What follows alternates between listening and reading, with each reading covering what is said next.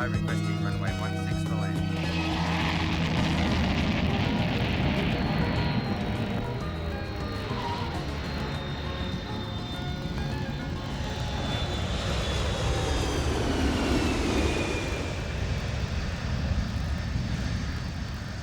Qantas 5, call Sydney ground on 1223.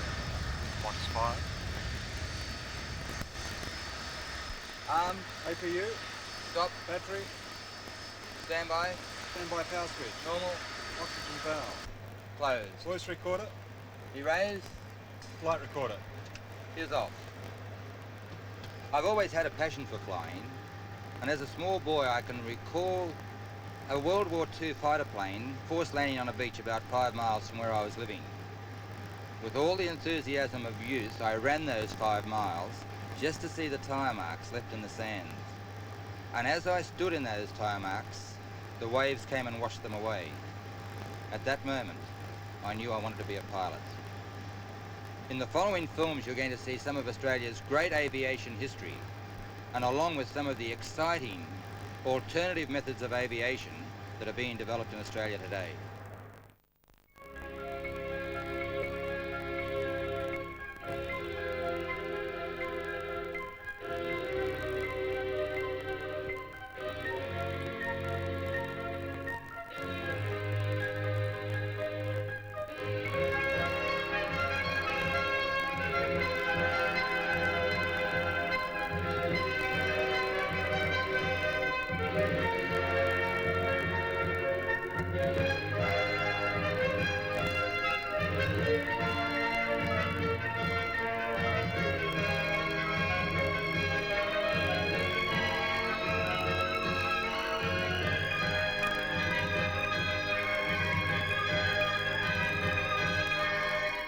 In 1914, the Australian Army formed a flying school based at Point Cook near Melbourne.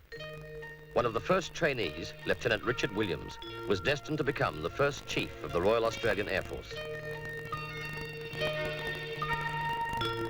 It took 10 hours to learn flying in those days. The flimsy box kites were only permitted to fly when there was no wind, usually in the morning or at sunset.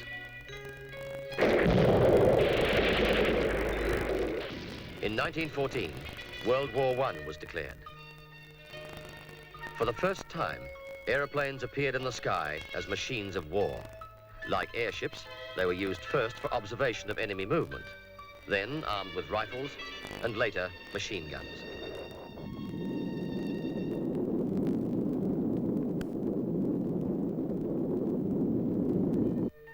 In 1916, No. 1 Squadron Australian Flying Corps was posted to the Middle East to aid the British Army's fight against the Turks. The Turks proved more powerful at first, with the support of greatly superior German planes. In spite of that handicap, the Australian and the British flyers made daring bombing attacks behind the enemy lines.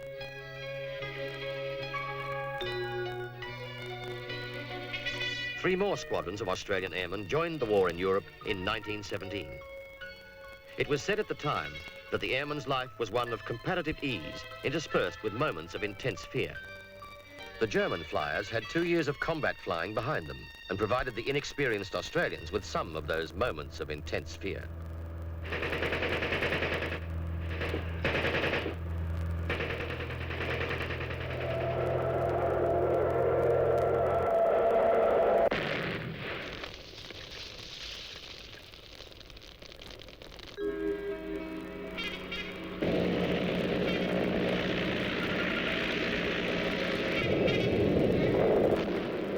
Altogether, 276 enemy aircraft were destroyed by the Australian flying squadrons in Europe, for the loss of 78 men and 60 machines.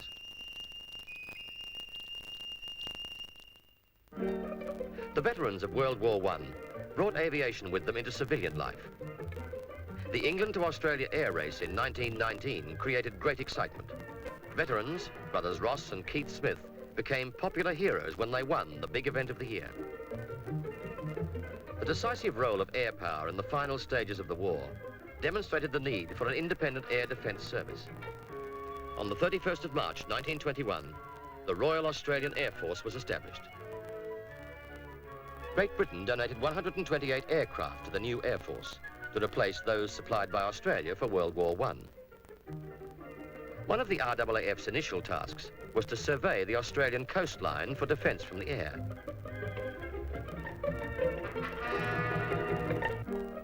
Two airmen circled the Australian continent in 1924, looking for aerodrome sites and sea landing areas. Thousands turned out to welcome them back.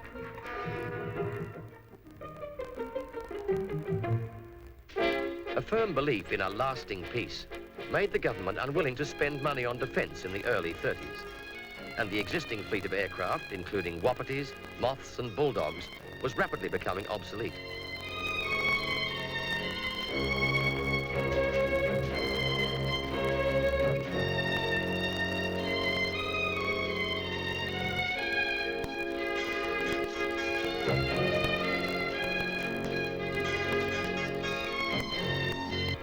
By the mid-30s, however, international tensions grew and peace became uncertain.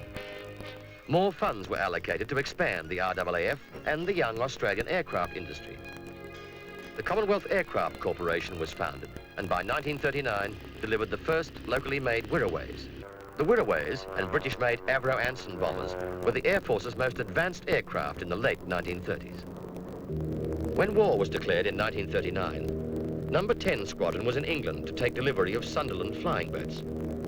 It remained there to become the first Commonwealth squadron to go into action with the RAF Coastal Command, patrolling the English Channel, hunting for submarines, and keeping vigil over British shipping.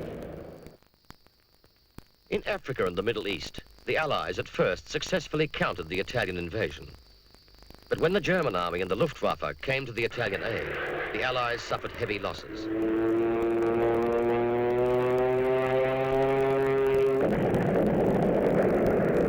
Several RAAF fighter and bomber squadrons, equipped with American and British aircraft, were assigned to the area. Many Australians also served nearby in Royal Air Force units.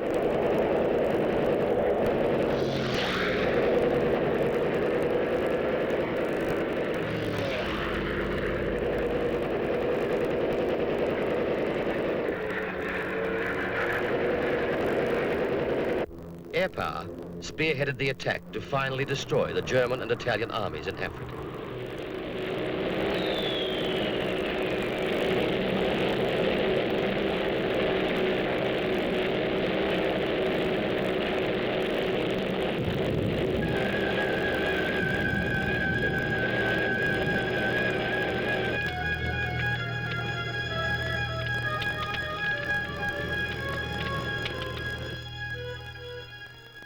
Early in 1942, the Japanese bombed Darwin in the first of 64 air attacks.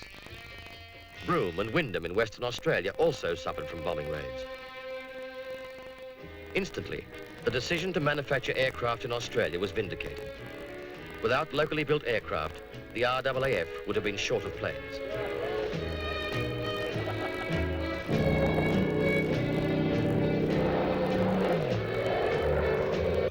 Britain released one RAF and two Australian squadrons of Spitfire fighters to assist in the defence of Australia. At last, the RAAF had aircraft that matched the Japanese Zeros in speed and manoeuvrability.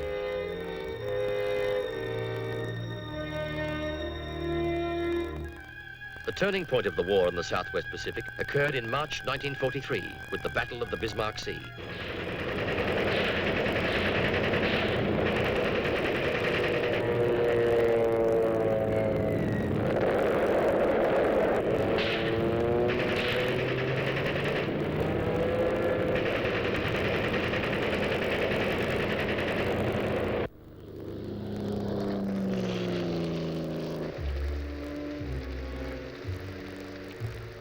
Towards the end of the war, the RAAF was assigned to the Borneo campaign and to the wiping out of isolated enemy outposts elsewhere.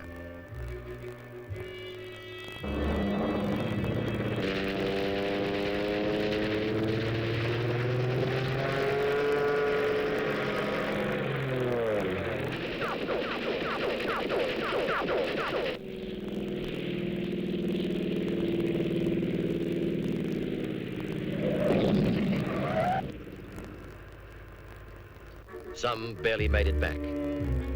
Others were lucky to come back without their machines. 10,000 men of the RAAF did not return.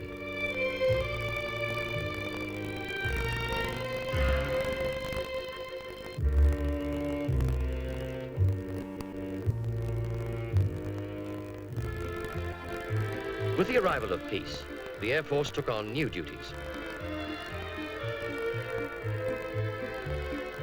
Artificial rain-making experiments were undertaken. Air Force Osters and Beavers took part in expeditions to the Antarctic. In civil disasters, such as floods, the Air Force performed relief and rescue work. This, together with the evacuation of urgent medical cases, has continued ever since as an important facet of the RAAF's civilian role.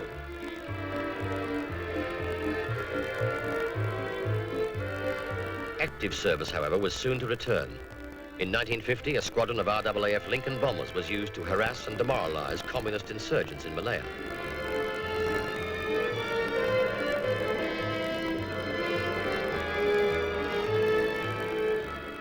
Also that year, a much broader conflict arose with the invasion of South Korea in June of 1950.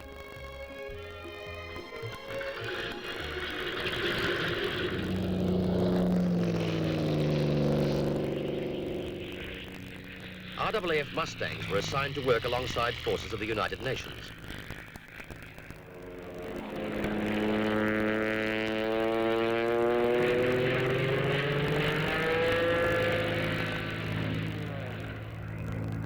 These aircraft were later replaced by the Australian Air Force's first jet fighter, the British-built Meteor.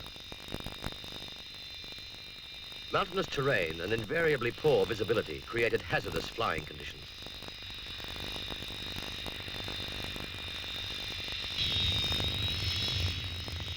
Another emergency arose in Thailand in 1962. A squadron of Avon Sabre jets, equipped with Sidewinder air-to-air missiles, was provided as Australia's contribution to the Southeast Asian Treaty Organization Pact.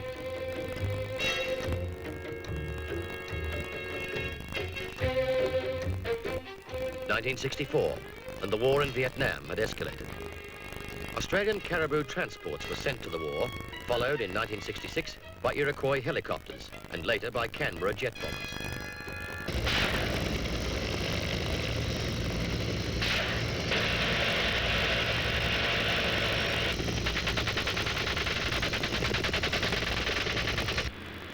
Lockheed Hercules, largest of the Air Force's workhorses, were used to transport medical evacuees to Australia. At Butterworth, the Malaysian airbase, 2 squadrons of Mirage jet fighters contributed to a 5-power defense agreement for the region.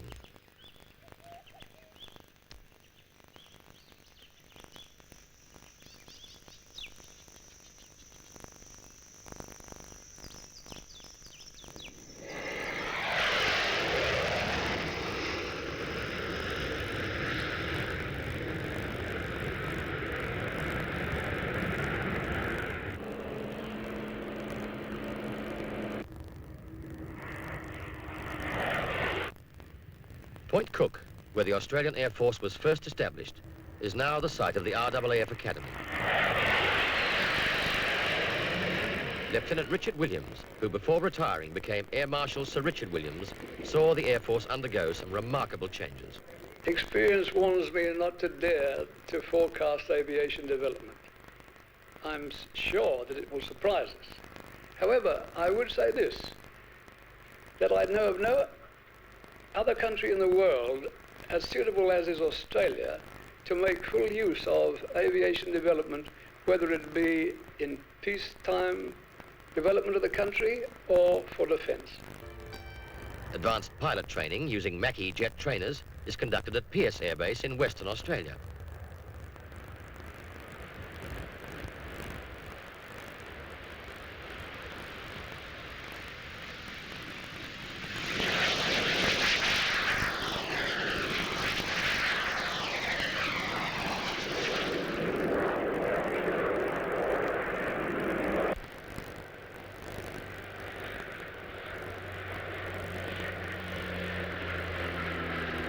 Patrols around the entire Australian coastline are flown by Orion aircraft based at Edinburgh.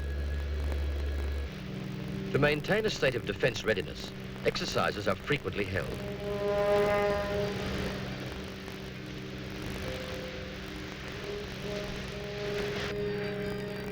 In this case, a simulated invasion force has been detected by defensive radar aboard Orion maritime aircraft and at base. Medium-range Hercules are called in with equipment and supplies.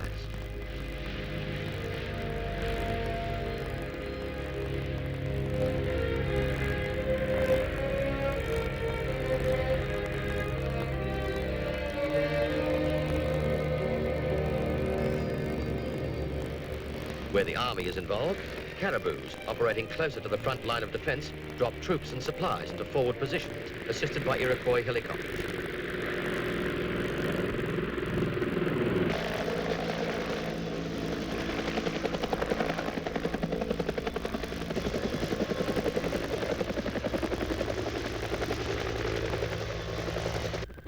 Heavy lifts within the battle zone are undertaken by the twin-rotor Chinook. F-111s, strike aircraft of the RAAF, are dispatched to targets provided by Headquarters Operational Command. These aircraft can specialise in very low-level, high-speed attack.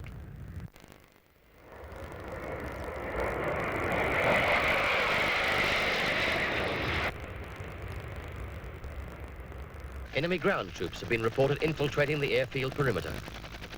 RAAF airfield defence guards are ordered to investigate and contain the situation. Mirage pilots stand by, ready to take off seconds after the alarm is given.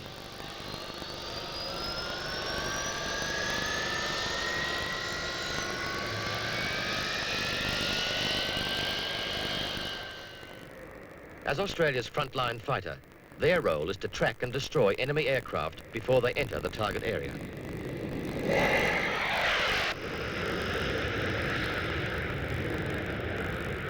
In exercises, victory is often only photographic and electronic, but it's waged with the seriousness of a real war. Aircraft are pushed to the limits of performance.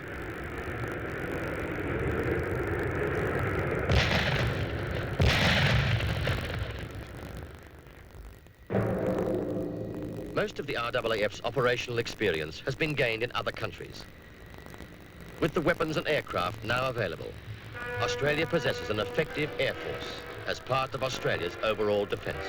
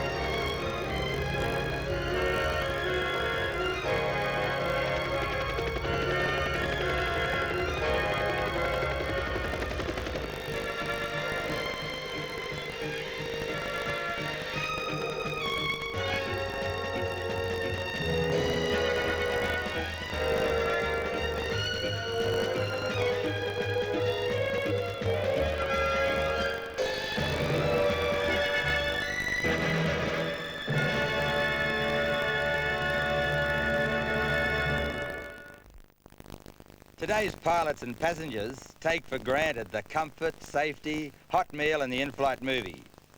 The early aviators didn't have it that good. Contact! They had to contend with cold, inadequate or non-existent weather forecasts, flying over uncharted territories, air sickness and very uncomfortable seating conditions.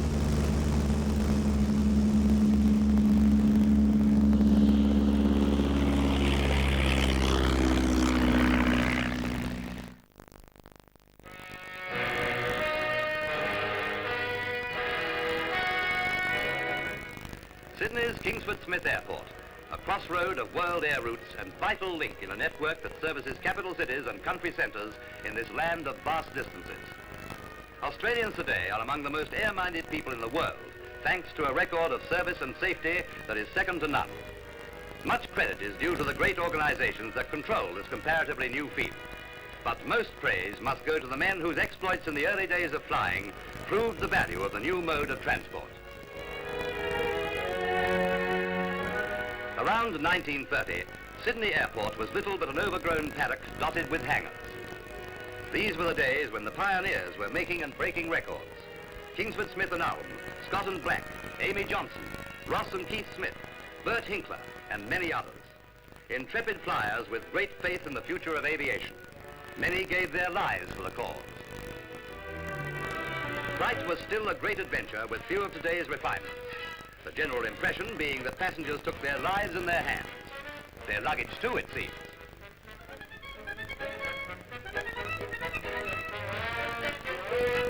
Among the first aircraft on regular services were the three-engine Fokkers, a natural choice following the epic trans-Pacific flight of the Southern Cross. Mechanics had a rather risky job in those days.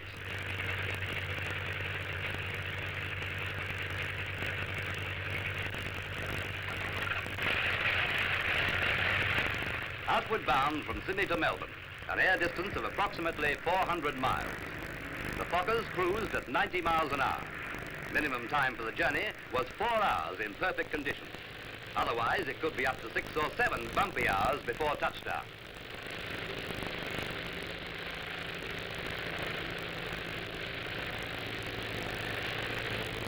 Among those in service was the ill-fated Southern Cloud, and these historic films show her on one of her last flights. The Fokkers carried no radio and operated on meteorological reports often 24 hours old.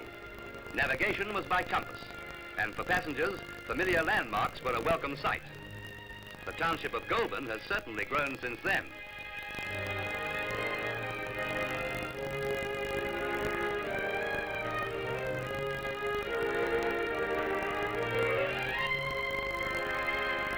Altitude in normal flying conditions usually averaged about 7,000 feet. Canberra's Parliament House, officially opened by the Duke of York in 1927, was then a lonely building surrounded by the layout of the newly born federal capital. There was no automatic pilot to take over as the flight continued south over the Australian Alps, thinly sheeted with early winter snow. This was wild and practically unexplored country, destined as the birthplace of the great Snowy River scheme.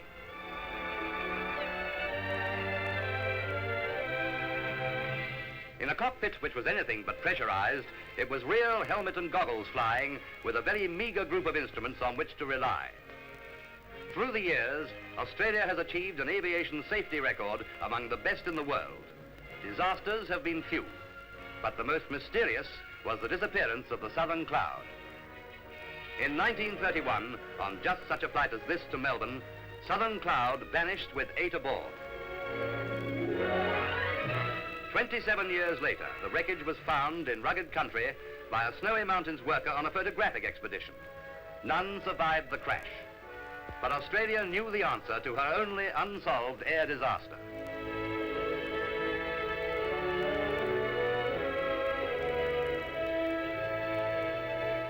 Fortunately for our cameraman, this journey was an uneventful one. At the junction of the Upper Murray and Mitta rivers, the Hume Weir was still under construction. Today, its capacity of 1.25 million acre-feet is 3 times as great as Sydney's harbour. A short distance away, the border town of Albury was expanding to become a city.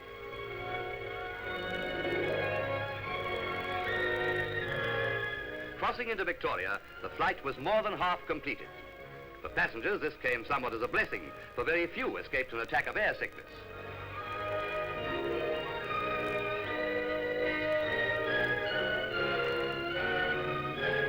Over Essendon, Melbourne's airport. This and the Sydney terminal were even then in process of improvement, and today have world ranking. Those were indeed the days when flight was still a hazardous adventure. 3 decades later, there's a different story. Today, the Australian skyways are traveled by airliners which in the 1930s were only dreams. What will the next 3 decades bring?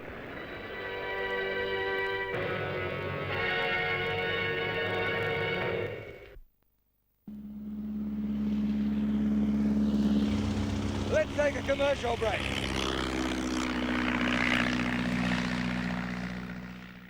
You're dancing in the clouds, and the pilot of your TAA jetliner is your partner. First, he'll sweep you to the ballroom of the clouds. Then you waltz, curving gracefully, snug in a restful lounge, complete with room service, warm with the companionship you share. And you'll thank TAA whenever you fly the friendly way.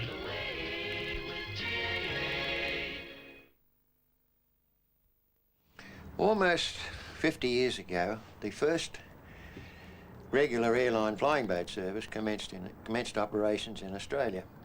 And since then, flying boats have played a very significant part in Australia's aviation history.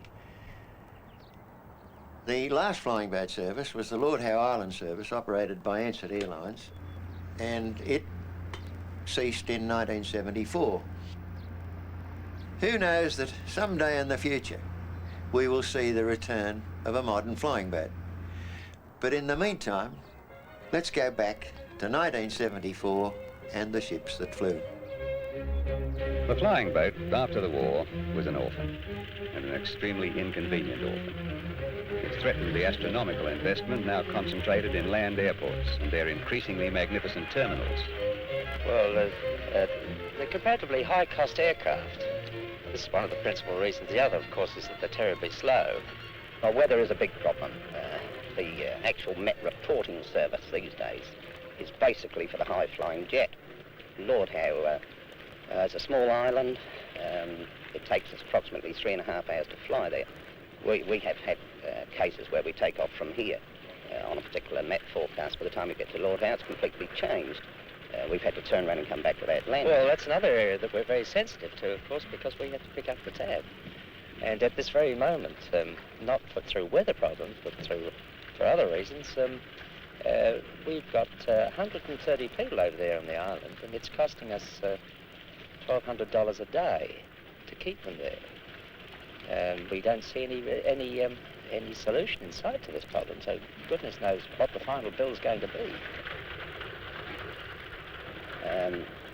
The second one, BRF, which is the one we converted here, that was actually a military Sunderland.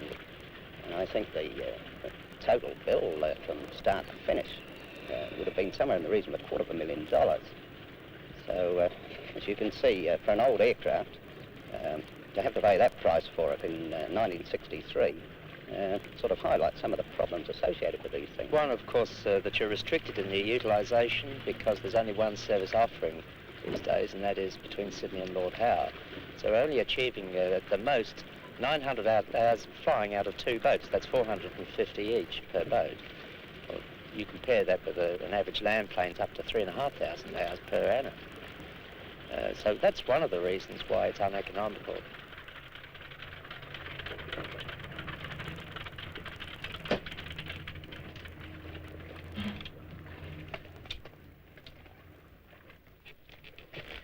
I think it was around about 1952, a very great friend of mine rang me up and he said, "How would you like to fly flying boats?" I think my reaction was, "Oh, no." He said, "Well, come on down to the flying boat base and see what you think." Well, I came down to the base here. I did a flight over to Lord Howe. I liked it. I think I liked flying boats. So he said, "Well, we only need a flying boat captain for 12 months. And of course, here it is now. I'm still on them after 22 years.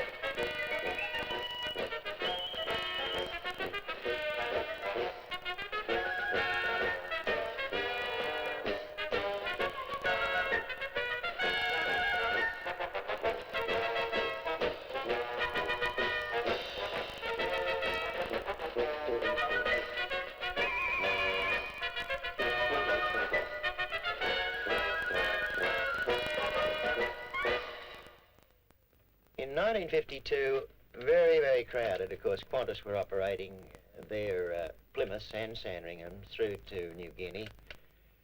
Transoceanic Airways, of course, had Solent and a Hythe. They were operating New Guinea, Hobart and Lord Howe Island. Then Teal, as Air New Zealand, as it's known now, they were operating Solents across the Tasman. So it was quite crowded. They even had a tower here with traffic controllers and, of course, it's not like today where we have a very sedate and gentlemanly life. Sir Gordon Taylor was the first man to fly across the Indian Ocean, first across the Central Pacific from Mexico to Australia, first to South America and back, navigator of the first aircraft to fly from Australia to North America. The purpose of the flight is to survey this route across to South America for an airline that will follow and to reach out in a gesture of friendship to the people across the other side of the Pacific. Thank you. The longest, hardest and most demanding of his flights was the return journey from Australia to South America via Easter Island in 1951. Easter Island was just an absolute dot, 3,000 miles from anywhere. And Jack Percival, who was one of the crew on the aircraft, told me that he was getting a little worried himself. He was wondering when this dot would appear on the scene. And P.G. Taylor said to him, well, Jack, I think we'll probably see this in about 27.5 minutes. Jack could hardly believe this, but right on the very dot, at 27.5 minutes later, this tiny speck appeared on the horizon, much to the relief of all those on that frigate bird, flying bird. I think his greatest notoriety, you might say, was in that he was a magnificent navigator. I would say probably one of the best in the world ever. I think navigation to Bill Taylor was a religion.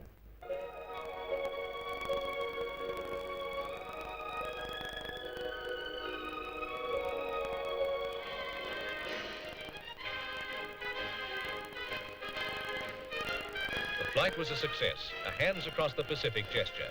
Two great continents, Australia and South America, were joined by air.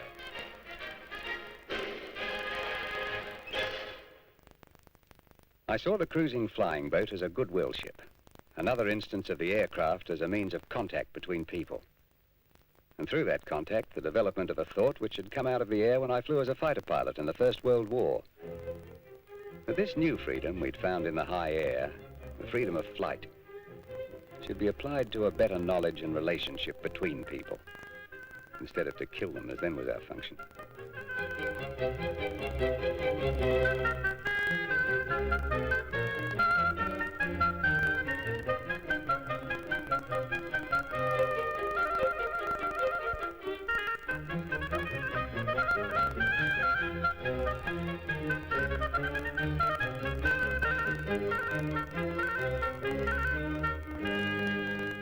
One day, Stuart Middlemas, who I'd known in the war, asked me to go up to Rathmines, the Air Force base, and look at some Catalinas with him.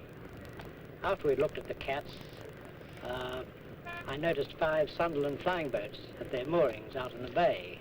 I'd never been on board one of these aircraft, so I thought this was a good opportunity and asked someone to run me out. As soon as I stepped on board, I realized I was on a rather remarkable aeroplane. In fact, it wasn't an airplane, it was a ship that flew. The interior was something to dream about.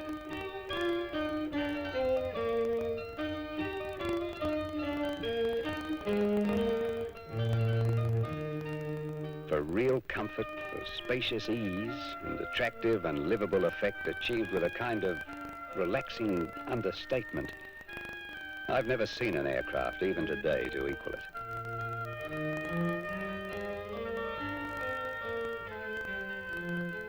Here was the bridge of a ship. No cramped little pigeon house where you have to get in with a shoehorn and out like a contortionist. When I sat in the port seat, the whole aeroplane seemed naturally to come under my control through my hands on the wheel and my feet on the rudder pedals.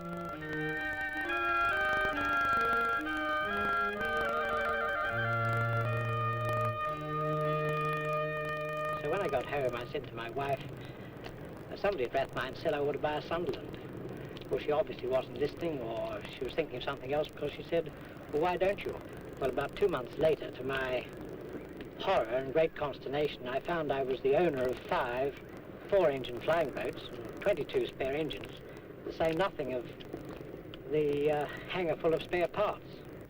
I suppose the most exciting thing was the fact that the first revenue we earned was a phone call from now Sir Reginald Ansett, asking me if I could be chartered with my Catalina to take him on a survey of the Barrier Reef Islands. And away we went. We landed at Heron Island, into Lindeman Island and Daydream Island, and eventually to an island with a little shack on the beach called Hayman Island. So we dropped anchor and he went ashore in a little dinghy that a fellow had rowed out to the flying boat. After about an hour's visitation to the island, he came back on board and said, well, I've taken a 99-year lease on that island. External, internal. Carrying it. Belt seat and rudders. Very adjusted. Controls. Trim tabs. Run through and 0. 0, 0. Valve Check. shut-off valve. Open. Gyros. Speed valves. They're open. Flap indicator. On. Flaps. Flaps are in. Throttles. Primed and set. Mixtures. Idle cut off. Pitch. Fine. 4 lights. Inverter. Inverter still off. And the aircraft clear. Aircraft clear. And starting the engine. Back.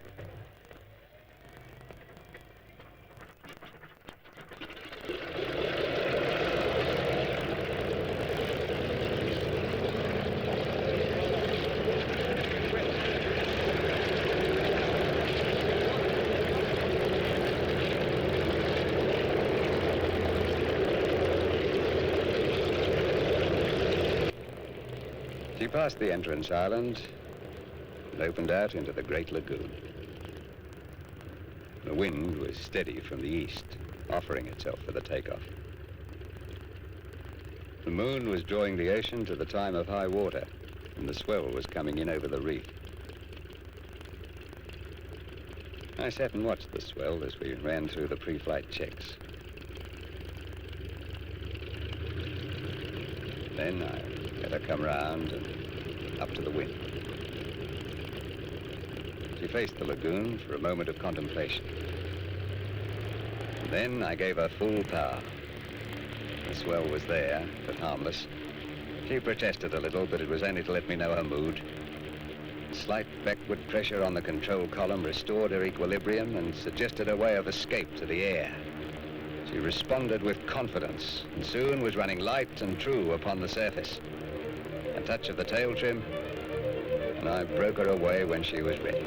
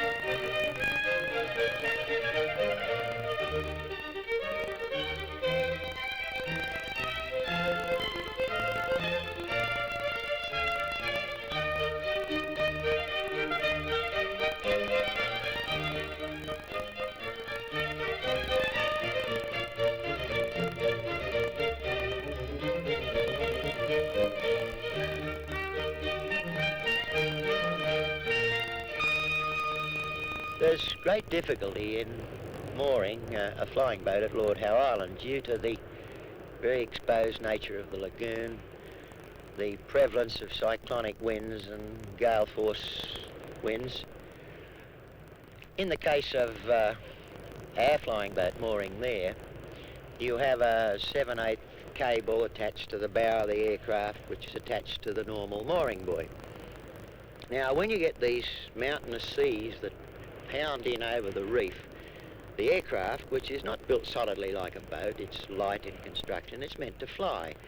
And a huge swell comes through and the old girl rides up on the swell, and it's then lifted in an attitude, its wings are there for lift, and the swell goes through and you get this tremendous snatch as it goes belting down the swell, and of course you've got 20 tons of aeroplane that are banging on that mooring. Over here at Lord Howe, it's 480 statute miles away from Rose Bay, and it's always afforded us a lot of problems in handling flying boats. Over the years, 3 flying boats have been washed ashore in gale force winds and mountainous seas. In 1950 we had the Qantas Catalina. That was lost. In 1963 our own Pacific Chieftain in gale force winds again and mountainous seas. It was belted onto the beach and the float knocked off and severely damaged, and we couldn't repair that, it was so badly damaged. Well, I think it happened at around about midnight on Sunday night. We were all pulled out of bed, my crew and I, and we raced down to the beach. And this dreadful sight, when we got there, a poor old beachcomber with its wing and its float bashed into the side of the beach. The main plane had been badly dented, and of course as the sea came in and the wind howled, the float was bashed under the hull, and the tip, of course, is badly irreparable.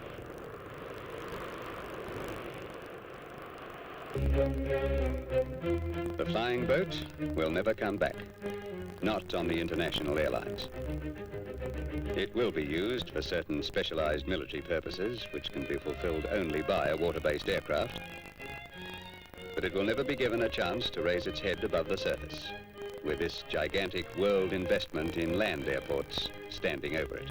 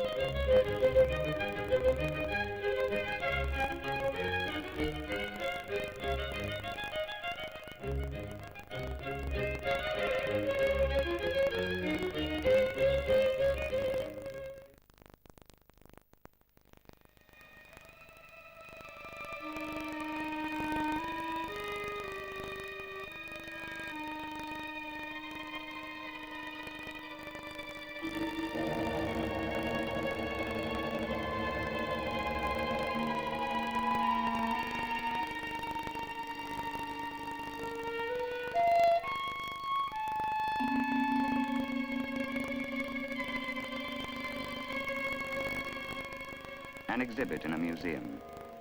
An old-fashioned relic of a war that ended more than 20 years ago. A silent, motionless ghost of a machine that once roared through the skies carrying men and bombs in a combat unlike anything that had ever gone before.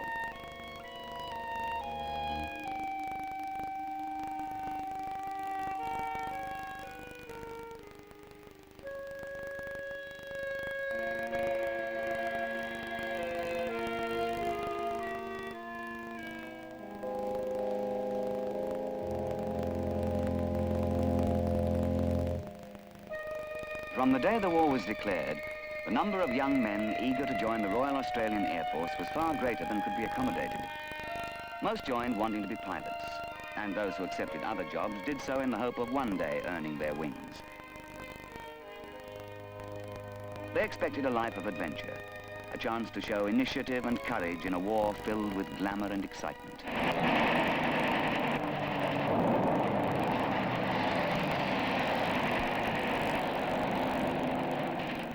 For some, it was like this, and glory was won almost as fast as lives were lost.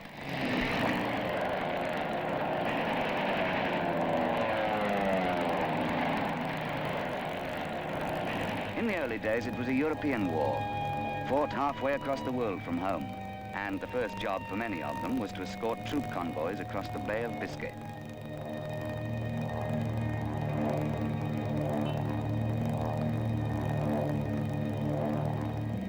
A constant watch had to be kept for U-boats and enemy aircraft, and the guns manned at all times in case of attack. For 8 hours at a stretch, and sometimes longer, they patrolled, cold, cramped, tense, peering into the glare for the first sign of danger. The major threat was the long-range German fighter planes, faster, better equipped, and flown by men well trained to attack.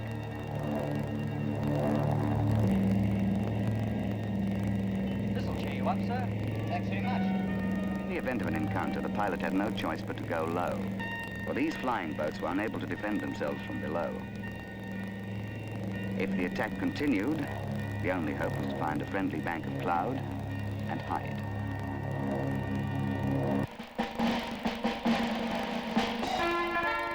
On the ground, Australian airmen shared with the people of London the horror of the Blitz. Every night, the bombers came over, and every morning, more of the city lay in ruins. But a counterattack was being launched on a scale greater than anything before. Eventually, 1,000 planes a night would take off, bound for targets in Germany.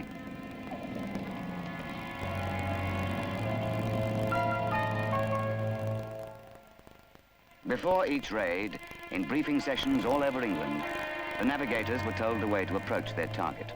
They were told also the safest route home. But everyone knew they wouldn't all need this second piece of information. For the ground crews, too, the continuing raids brought a heavy burden of responsibility. Each time a plane was made ready, they prepared themselves to face a night spent in helpless concern for the men they had sent off. 1,000 planes, 1,000 crews in the air every night. Few of the men had been adequately trained for such an operation, and the figures showed that half of them didn't live through their first 4 operations. Those who did survive were battle-trained, tempered, and their chances from then on were better.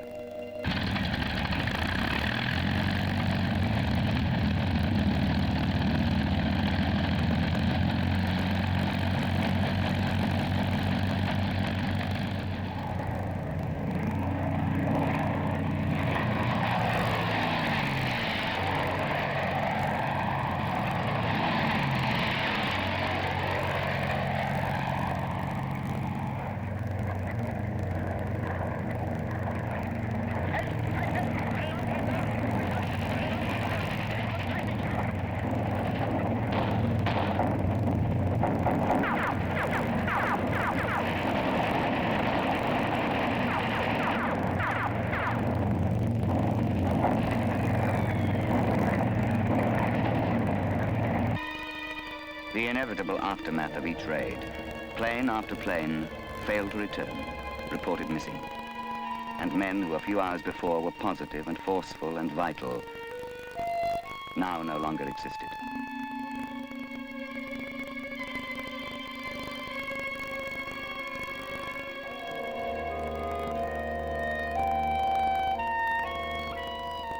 For a few, there was a second chance, and certain death was willingly exchanged for a life of recovery from injury and exposure.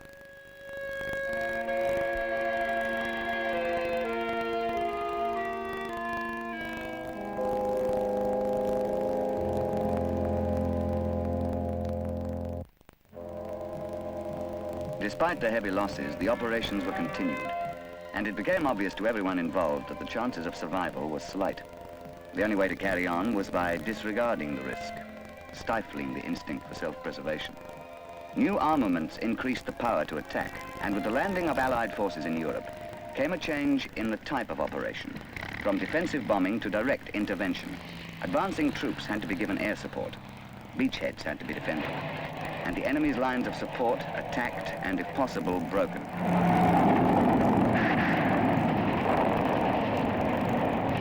Long before the landing at Normandy, some RAAF squadrons had moved to bases outside England.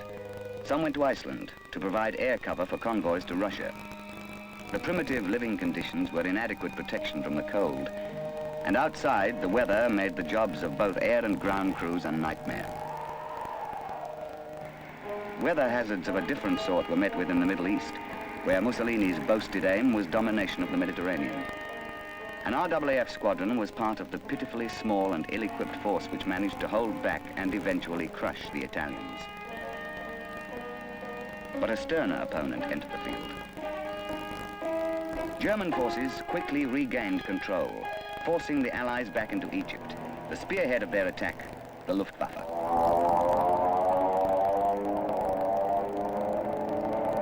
Air Force and Army alike slept where they could, and even on the move, there was no escape from the desert's own particular weapon, dust.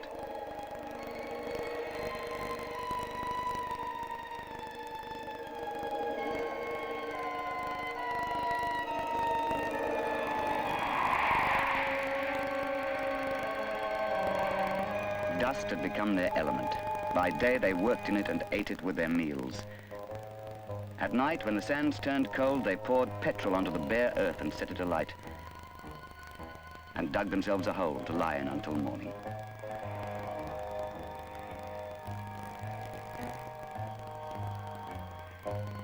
But throughout the campaign, the Allies had been gathering strength, and eventually they were ready to launch a full-scale counterattack. For the first time, there were planes enough to cope with the situation. And the rout began with a heavy series of bomber and fighter-bomber raids designed to cut the enemy supply lines and communications. In the temporary aerodromes set up in the forward areas, the pressure was high. Planes had to be serviced and bombs loaded with maximum speed despite the lack of equipment. The physical strength of ground crews as well as air crews was taxed to the utmost.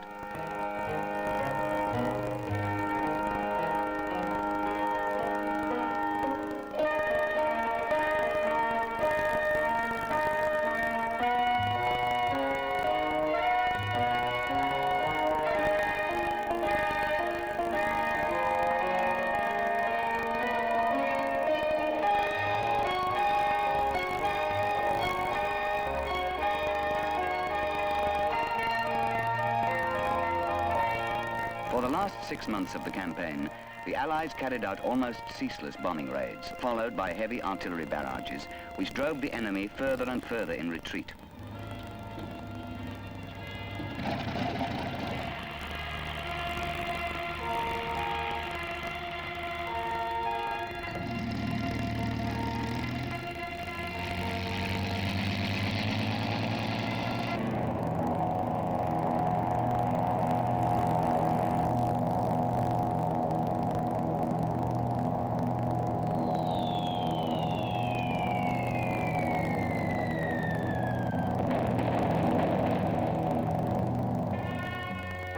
The advance continued. Planes provided air cover for the convoys. Hours of flying up and down the line on the lookout for enemy aircraft.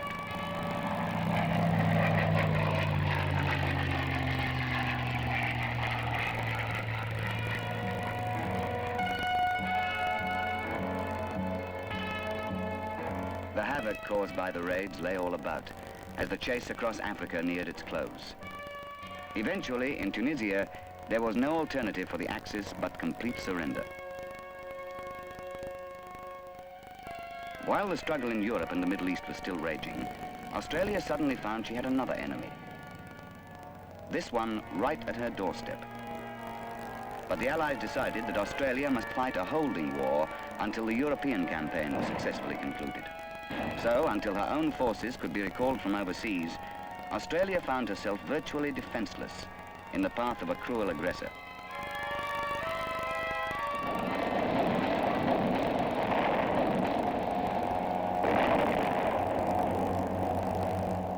In the early days, The men who flew out into the brave but hopelessly unequal struggle knew they were going to almost certain death. For their outmoded planes, the best that could be mustered, were no match for the fast and maneuverable Japanese fighters.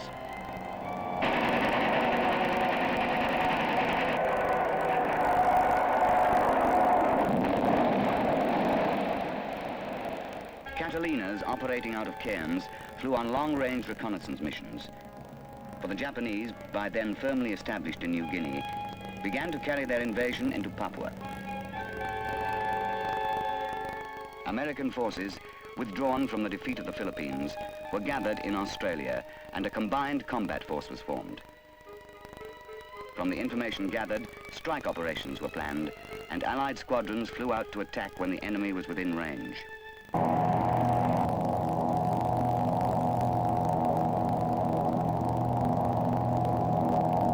It had developed into a bitter struggle, and neither side gave quarter.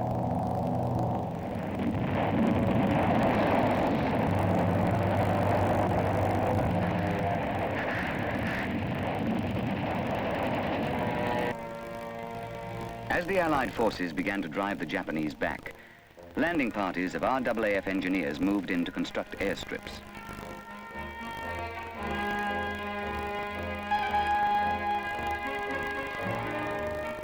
In areas recently held by the enemy, certain dangers still remained.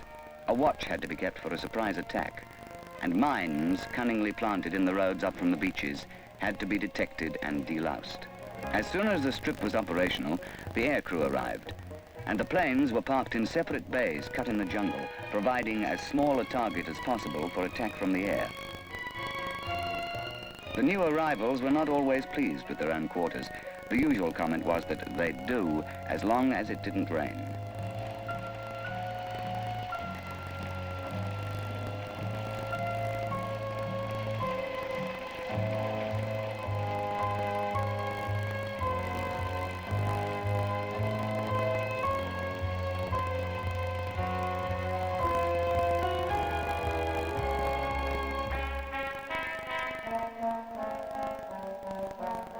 A climate that's humid half the time and raining the other half made problems for living.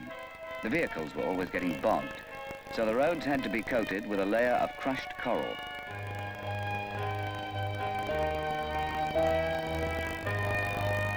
Rust was almost impossible to check. The machines broke down, so that jobs often had to be done by hand. The humidity attacked the wiring of all the electrical apparatus, and the maintenance crews worked non-stop checking and replacing corroded wires.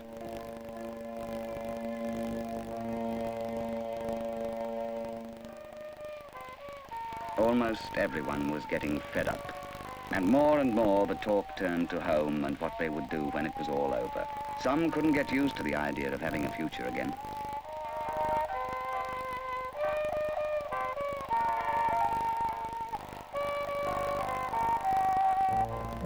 The end of the war was near. The enemy was in retreat.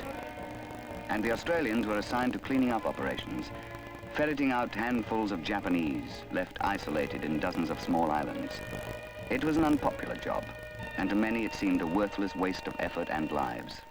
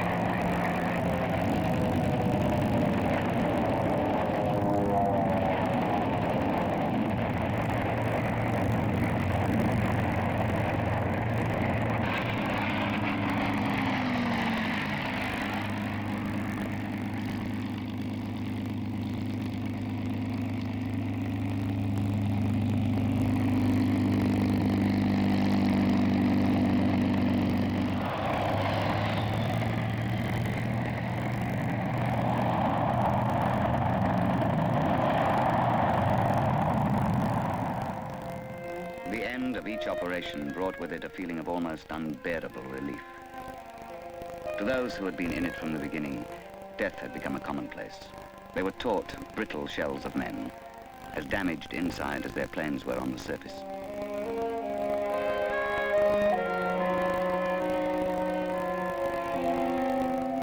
After it was all over, it was easy to dispose of the surplus machines.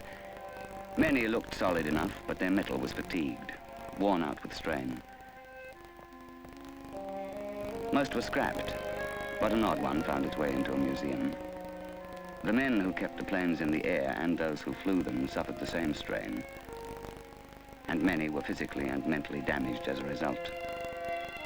Those whose lives didn't end with the war left carrying their wounds with them, locked deep inside. Some carry them still.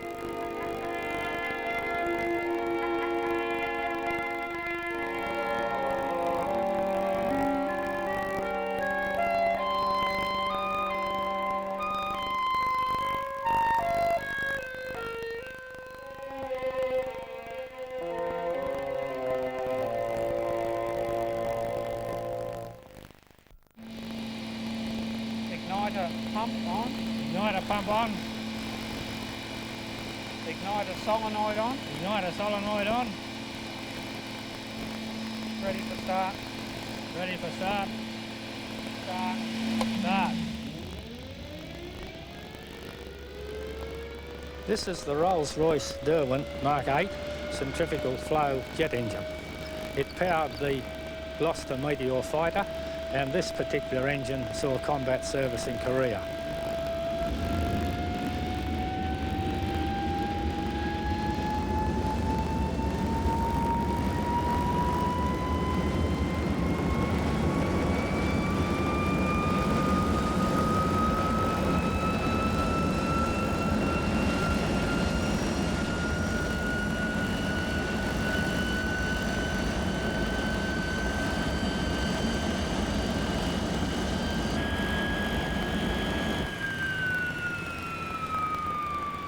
I started collecting aircraft about 40 years ago for a private collection, and then about 23 years ago I set up at Camden Airport in 1.5 hangars supplied by the Department of Civil Aviation, and made a museum that the public could see.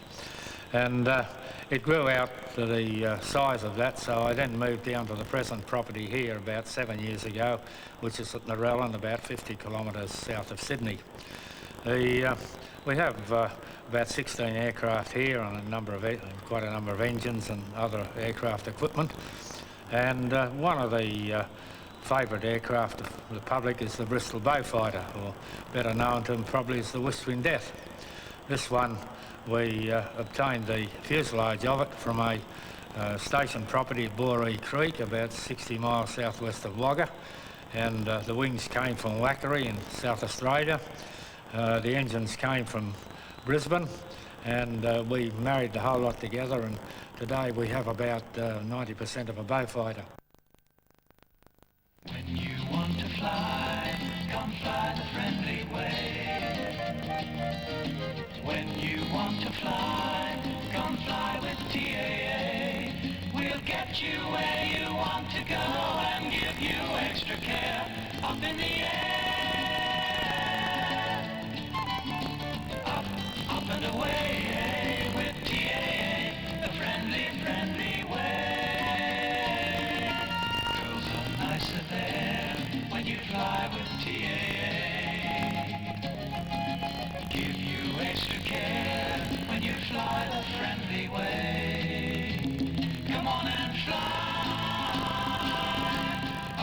up and away with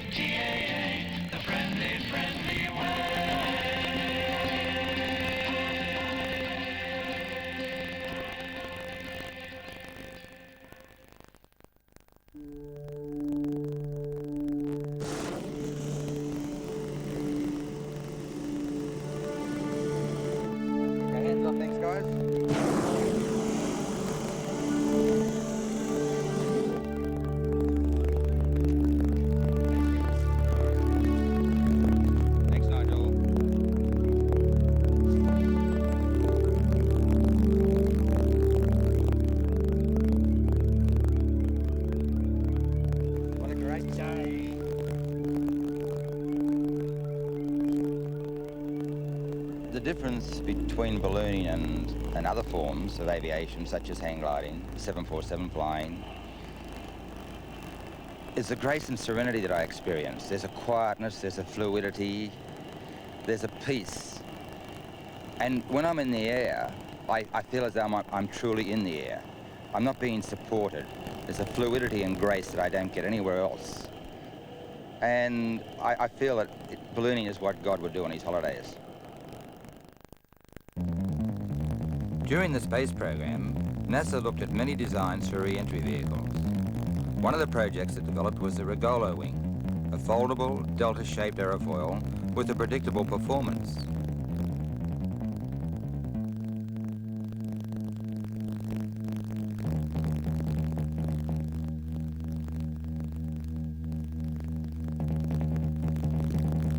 Aviation enthusiasts saw an opportunity to create a whole new era of kites.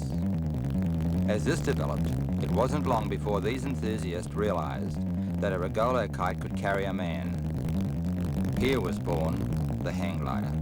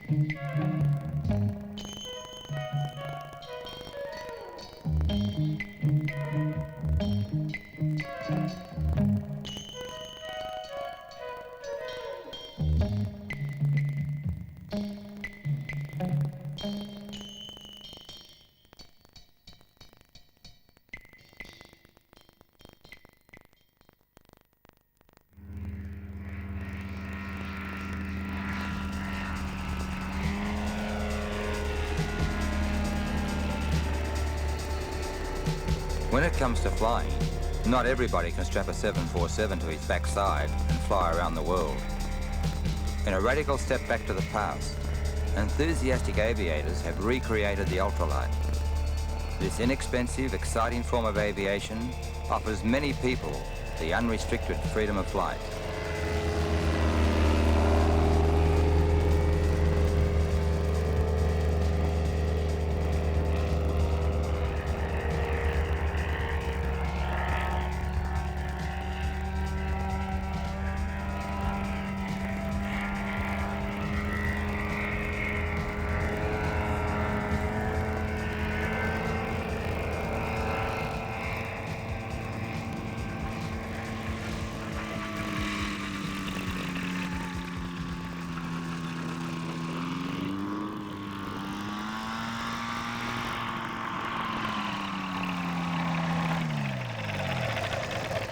And you can't have any more inexpensive fun than that. The greatest of aviators have so often given their lives in the development of an idea. A childhood dream to fly led Australian designer Charles Ligeti to build the Stratus, an ultralight aircraft half the size and twice the speed of anything comparable.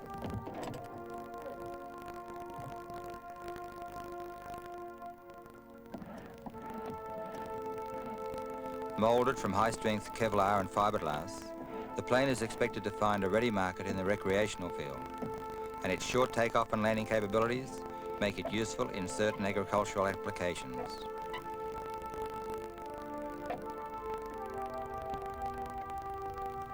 The Stratus, named after the Greek god of flight, is powered by a 3-cylinder, 2-stroke engine and needs a takeoff run of only 110 meters.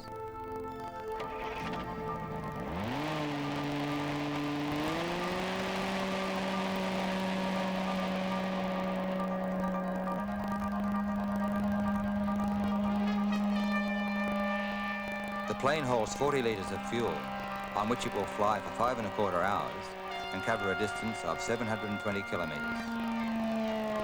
The Stratus was voted the most radical design at the American Experimental Aircraft Association in 1986 and was also shown at Expo Vancouver in the same year.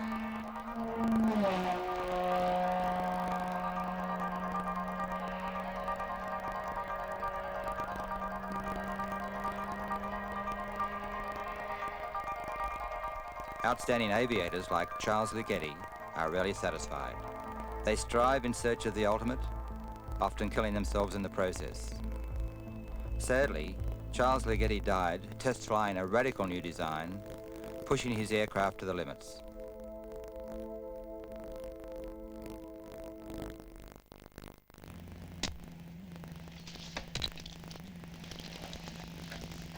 Almost everyone wants to fly, but few have what it takes to work in this tricky three-dimensional world. It'll be easy enough for this student pilot on his first solo flight to get his CT-4 trainer into the air, but he also must have the ability to get it down again, safely. This takes long hours of training and teamwork.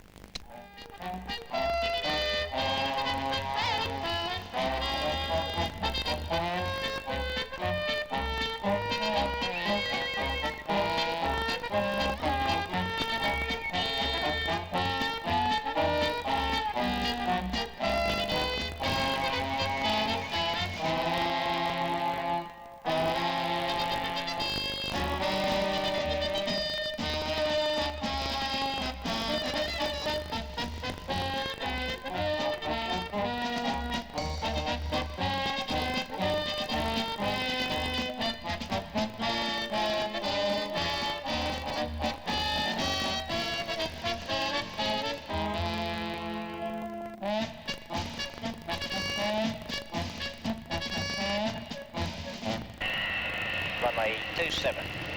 Wind light and variable, QNH 1020. Relax rolling now. 5 Mackies for 10 minutes. Practice overhead, 5,000 metres.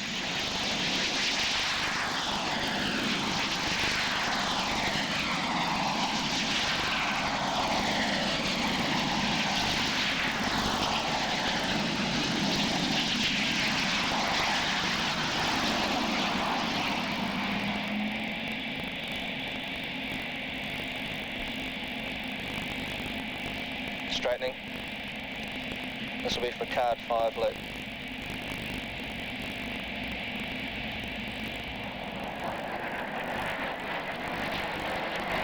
Pulling up. Now full power now, speedball. Hold it further forward. That's it.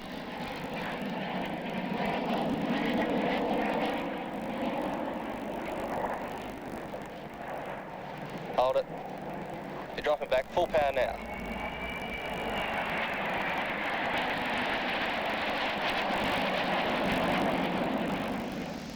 From Captain.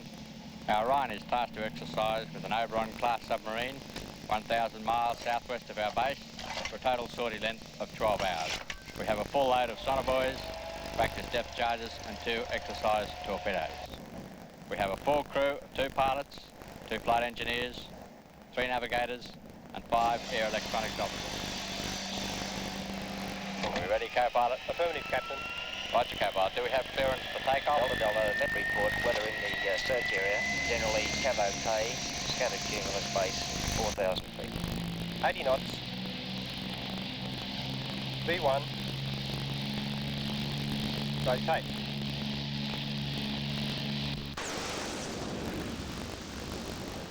Dive the submarine.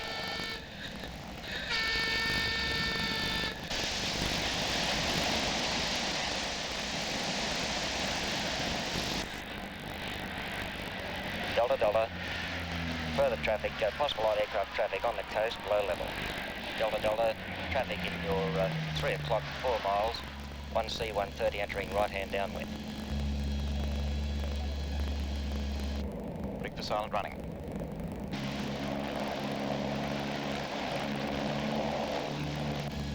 Stand by for Pinger 4. Julie, you take Pinger 4 on the Bravo side. Pinger 4 going now, now, now. Maintain track.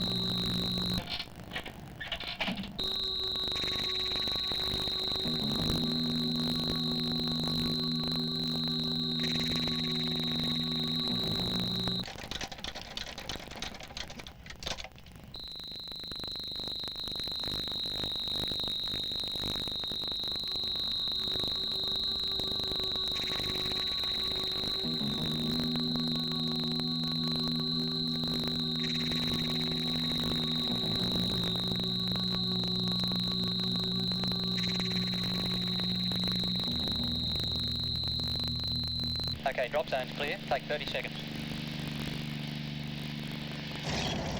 Checks complete. Final restraint removed. Caribou 04, turning on for live drop. Final checks. Gears green. Props will increase. Hot mics on. 20 feet, 10 feet, 5 feet. Steady.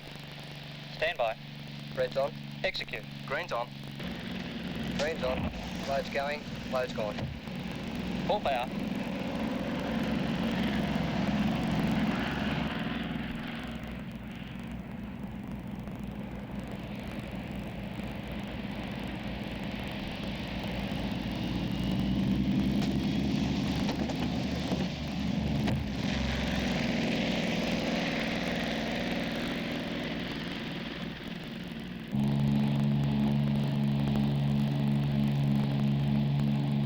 Caribou 01, drop zone. You're clear, live. Drop zone. Caribou 01, turning on for live drop. Second Army sortie. 30 seconds. Final checks complete. All jumpers ready. Red on. Red's on. Green on. 1 gone. 2, 3, 4, 5.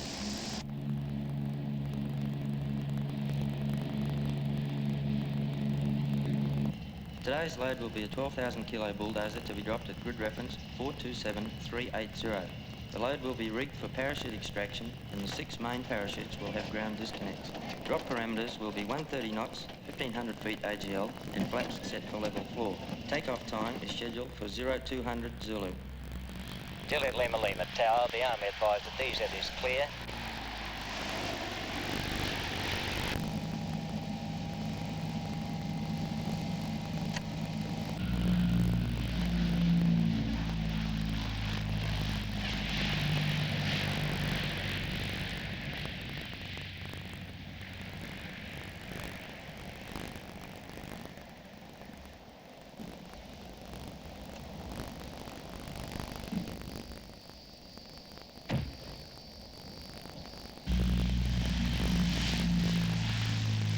Today we'll start the flying phase of your Hercules conversion. We'll do some upper air work, including some low-speed handling, and then we'll return for some circuits and landing. The glide path looks good. You're over-controlling with ailerons. The wind's not that bad. We're a little slow. All power. That's fine. Power back. Good. Back 5. Left 2. Clear down.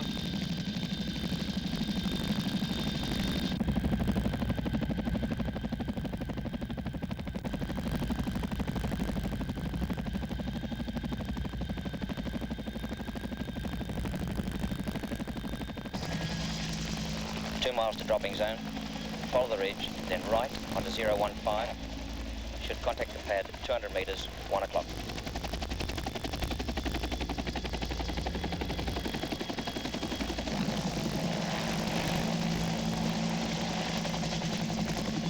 Skid.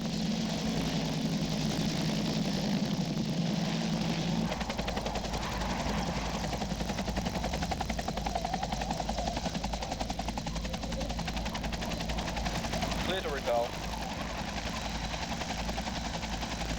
Troops gone.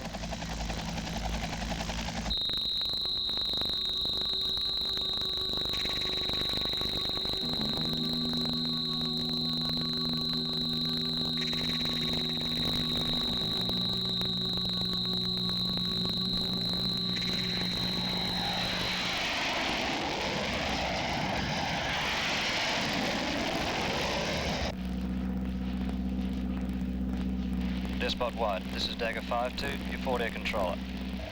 Copied your 2 Mirages, each carrying 2 slick bombs and 30mm guns. Your targets are an enemy gun position and a radar site.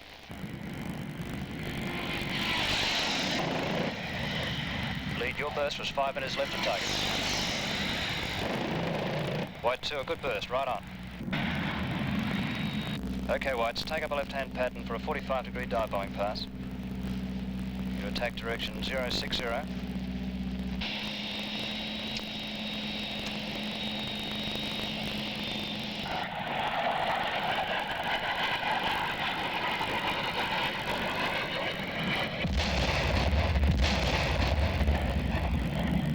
Today's navigational exercise is for a single F-111 and will be of 3 hours duration, including 2 low-level segments terminating in a low-level attack on Somerset Dam.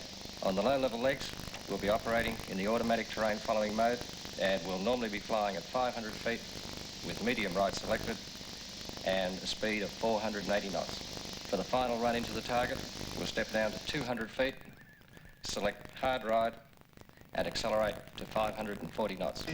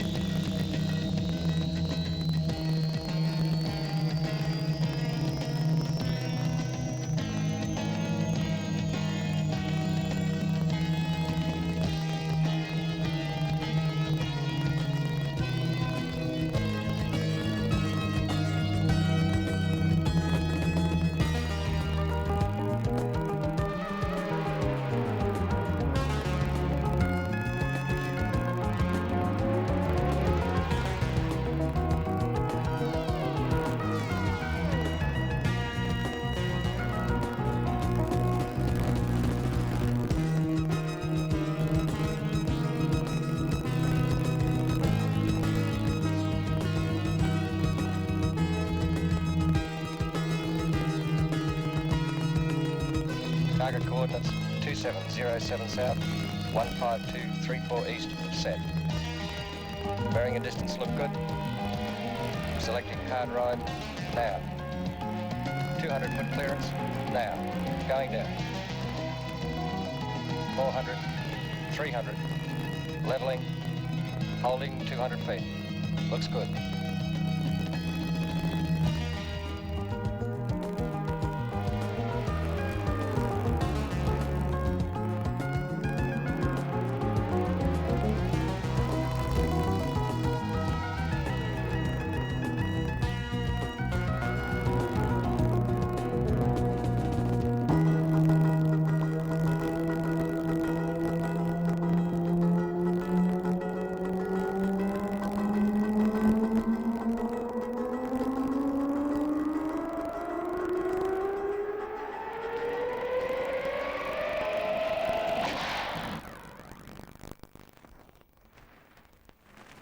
You know, I fly 747s, trikes, balloons, tiger moths, the whole range of aircraft. And I'm standing here at Bondi having the time of my life flying a kite. For $50, anybody can join in the excitement of flight by buying a kite like this. That's how much it costs to buy the Sky Sailor, the state-of-the-art in kite design. If you want to participate in the state-of-the-art in military aircraft, you'll need to spend $35 million. That's how much it costs to buy Australia's new military aircraft, the F-18 Hornet.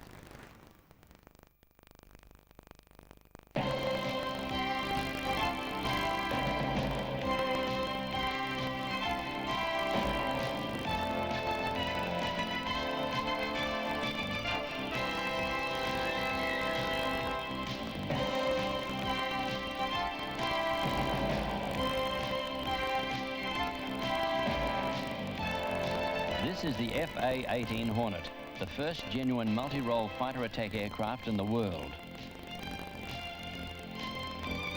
Capable of reaching altitudes in excess of 15,000 meters and traveling at speeds almost twice the speed of sound, the Hornet introduces to Australia's defence a state-of-the-art capability never before seen in this country. Its sheer power and remarkable manoeuvrability allow it to outperform potential adversaries, and the use of modern digital technology enables the pilot to deliver a wide range of armament with pinpoint accuracy. The first two Australian Hornets rolled off the McDonnell Douglas line in mid-1984 and featured in a rollout ceremony in St. Louis on the 29th of October. At about the same time, the fuselage, wings and engine of the first aircraft to be assembled in Australia were loaded into a US Air Force C-5A Galaxy transport for the long flight to Australia.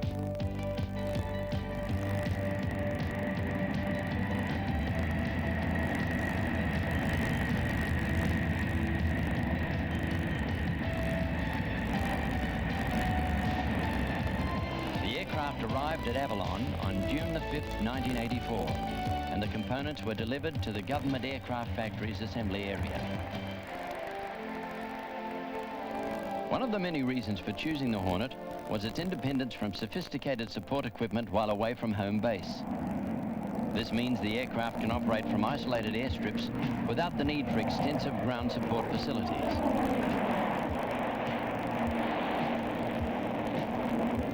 Every aspect of the aircraft has been designed to bring maintenance to a minimum and flying hours to a maximum. This ease and economy of maintenance is a vital factor in Australia's air defence. It is matched only in importance by the performance of the aircraft and the pilot in combat situations. Specially designed engine bay doors allow ground technicians easy access to all engine areas. Total engine replacement can be achieved in less than an hour. British Aerospace Australia, located near Adelaide, has developed a portable avionics testing unit designed for field use in forward areas.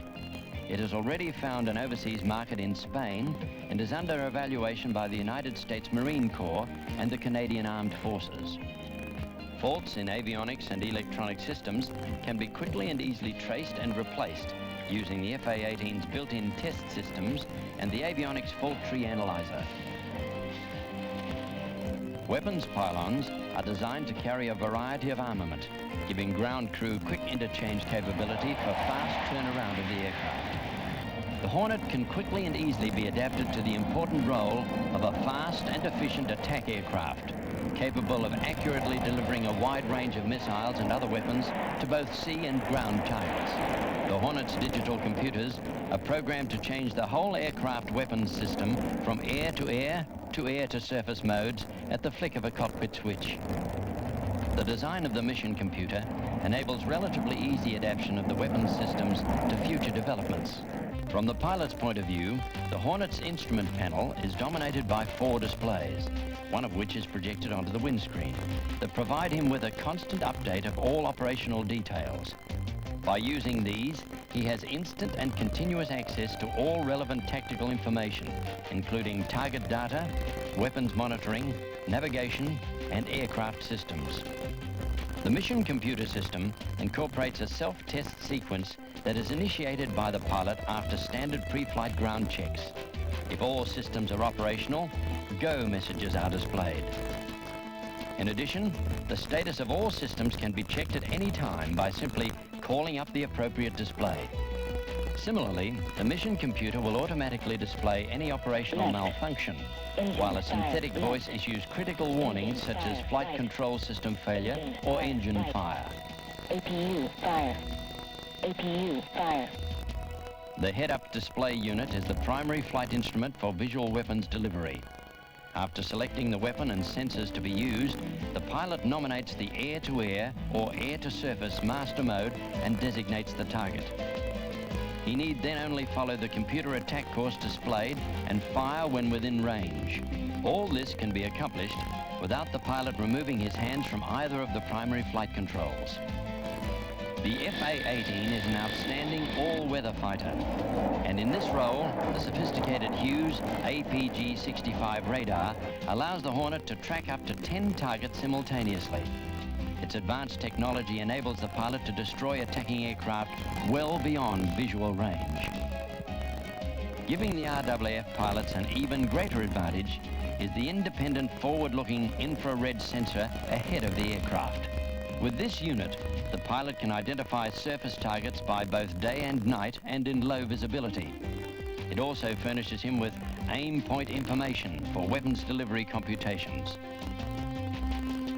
The Hornet is also equipped with a laser detector tracker, a detection system used in the attack role. It can search a region ahead of the aircraft, detect a target being designated by laser, and provide accurate control data commands for a first-pass attack. The Hornet's combination of speed, range, and advanced detection equipment enables it to cover vast areas in a short period of time.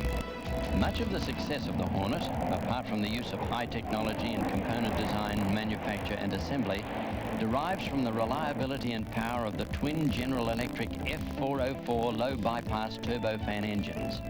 Although both engines together weigh only about 1/3 more than the single ARTAR 9C in the Mirage.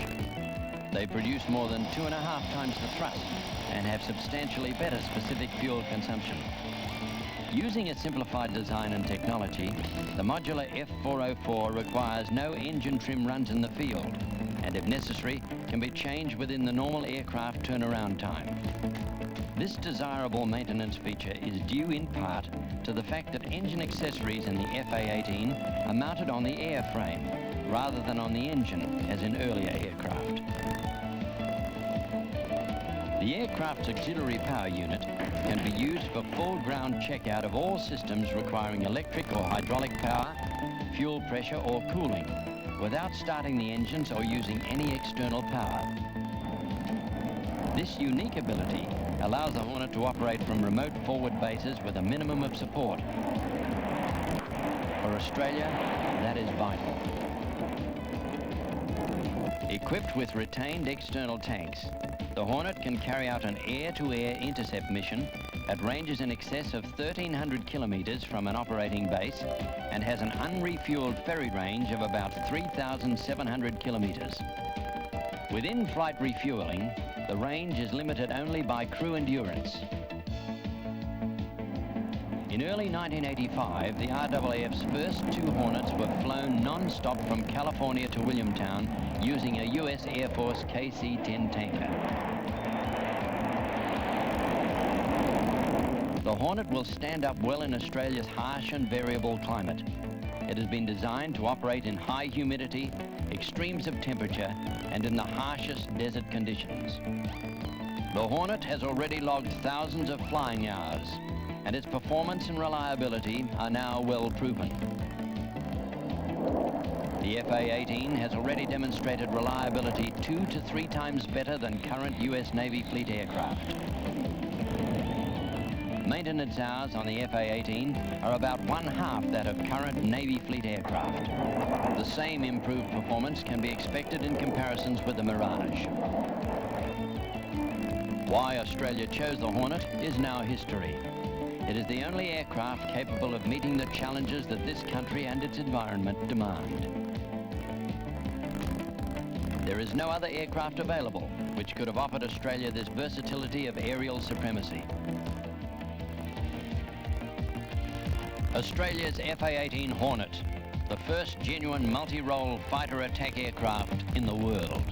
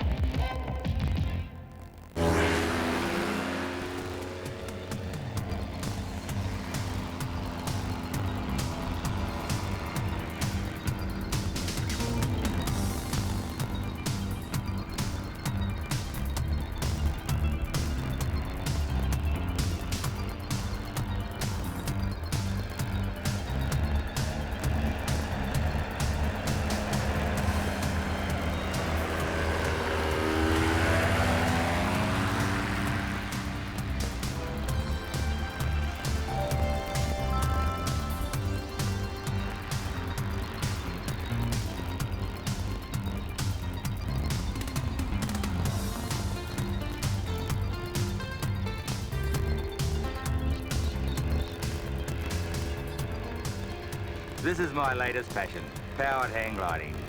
The last frontier in aviation. It's unregulated, unsophisticated. You can leave the earth under power, kill the motor, and then soar in the air like a bird. It's a hell of a lot of fun.